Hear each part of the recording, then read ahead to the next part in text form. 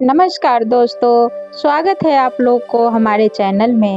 तो दोस्तों, आज हम सावन सोमवार की व्रत की कथा की पूरी जानकारी देंगे, जिसके सुनने से माता पार्वती और शिव जी की कृपा प्राप्त होती है और उनकी कृपा से सारी मनोकामनाएं पूर्ण होती है। आप लोग को पता ही है सावन सोमवार की कथा की कितना महत्व है।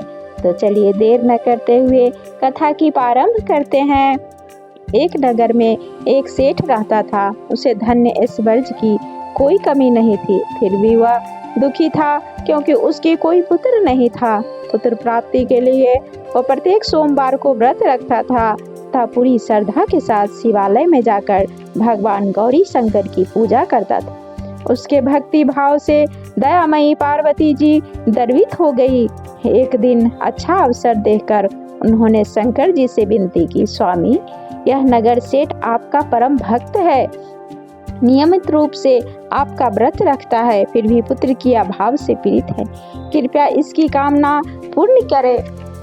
दयालु पार्वती जी की ऐसी इच्छा को सुनकर भगवान शंकर ने कहा, पार्वती, यह संसार कर्म भूमि है, इसमें जो जैसा करता है वैसा ही भरता है।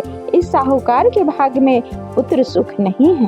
शंकर के इनकार करने से पार्वती जी निराश नहीं हुई। उन्होंने शंकर जी से तब तक आग्रह करना जारी रखा जब तक कि वे उस साहूकार को पुत्र सुख देने को तैयार नहीं हो गए। भगवान शंकर ने पार्वती से कहा, तुम्हारी इच्छा है इसलिए मैं इसे एक पुत्र प्रदान करता हूँ, लेकिन उसकी आयु केवल 12 वर्ष की होगी। संजोग से नगर सेठ गौरी शंकर संवाद सुन रहा था। समय आने पर नगर सेठ को सर्व सुख संपन्न पुत्र रत्न की प्राप्ति हुई। सब और खुशियां मनाई गई। नगर सेठ को बधाई दी गई, लेकिन नगर सेठ की उदासी में कोई कमी नहीं आई, क्योंकि वह जानता था कि यह पुत्र केवल 12 वर्ष के लिए प्राप्त हुआ है।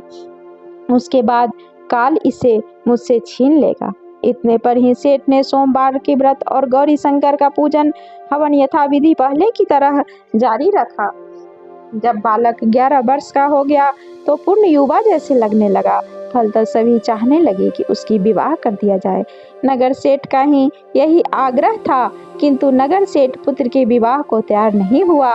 उसने अपने साले को बुलाया और आदेश दिया कि यह पर्याप्त धन लेकर पुत्र सहित काशी के लिए निकल पड़े और रास्ते में भजन दान दक्षिणा देता हुआ काशी पहुंचकर सर्व विद्या में पूर्ण बनाने का प्रयास करे। मामा भांजा काशी के लिए रवाना हुए। पर पराप पर वे यज्ञ करते, ब्राह्मणों को भोजन कराते और दान दक्षिणा दीनहीन को संतुष्ट करते। इसी प्रकार वह काशी जी की बढ़ रहे थे। एक नगर में उनका पराप परा था। उस दिन नगर के राजा की कन्या का विवाह था। बारात आ चुकी थी, किंतु वर पक्ष वाले भयभीत थे, क्योंकि उनका वर एक आंख से कान्हा था। उन्हें एक सुंदर युवक की आवश्यकता थी। गुप्तचरों से राजा को जब सेठ के पुत्र के पूर्ण रूप गुण की चर्चा का पता लगा तो उन्होंने विवाह के पूरा होने का लड़का यदि दूल्हा बने रहेगा तो उन दोनों को बहुत धन देंगे और उनका एहसान भी मानेंगे। नगर सेठ का लड़का इस बात के लिए राजी हो गया। कन्या पक्ष के लोगों ने राजा की पुत्री के भाग्य की बहुत सराहना की। उसे इतना सुंदर वर मिला।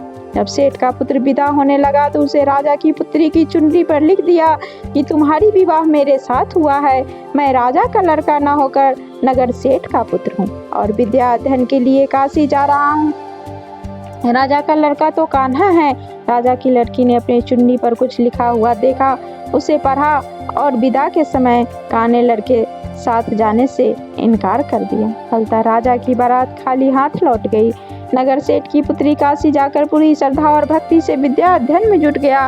उसके मामा ने यज्ञ और दान पुण्य का काम जारी रखा। जिस दिन लड़का पूरे 12 वर्ष का हो गया, उसी दिन भी दिनों ने की तरह यज्ञ आदि हो रहे थे। उसकी तबीयत खराब हुई और भवन के अंदर ही कमरे में जाकर लेट गया। थोड़ी देर में मामा पूजन करने को उसने लेने आया तो उसे मरा देखा तो उसे अत्यंत दुख हुआ और वह बेहोश हो गया। जब उसे होश आया तो उन्होंने सोचा, यदि मैं रोया चिल्लाया तो पूजन में विघ्न पड़ेगा।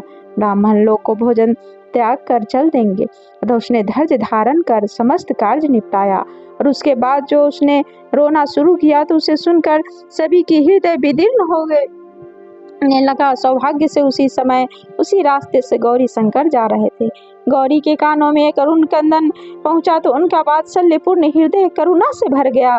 सही स्थिति का ज्ञान होने पर उन्होंने शंकर भगवान से आग्रह किया कि ये बालक को पुनः जीवन प्रदान कर दे। शंकर भगवान पार्वती जी की प्रार्थना स्वीकार करनी पड़ी और नगर सेठ का इकलौता लाल पुनः जीवित हो गया। शिक्षा समाप्त हो चुकी थी। मामा भांजे दोनों वापिस अपने नगर के लिए रवाना हुए। रास्ते में पहले की तरह दान दक्षिणा देते हुए उसे नगर में पहुंचे जहां राजा की कन्या के साथ लड़के का विवाह हुआ था। तो ससुर ने लड़के को पहचान लिया, अत्यंत आदर सत्कार के साथ उसे महल में ले गया। शुभ मुहूर्त निकालकर कन्या और जमात को पूर्ण दहेज के साथ विदा किया। नगर सेठ का लड़का पत्नी के साथ जब अपने घर पहुंचा तो पिता को यकीन ही नहीं आया कि लड़के के माता पिता अपने हवेली के छत पर चढ़े बैठे थे। उनकी प्रतिज्ञा थी कि वहां से तभी उतरेंगे जब उनका लड़का स्वयं अपने हाथ से उन्हें नीचे उतारेगा, वरना ऊपर से ही छलांग लगाकर आत्महत्या कर लेंगे। पुत्र अपनी पत्नी के साथ हवेली छत पर गया और जाकर माँ बाप के सप्तनिक चरण स्पर्श किए। पुत्र और पुत्र वधू को देखकर नगर सेठ और सेठानी अत्यंत हर्ष हुआ। सबने मिलकर उत्सव मनाया। तो प्रेम से बोलिए दोस्तों, हर हर महादेव।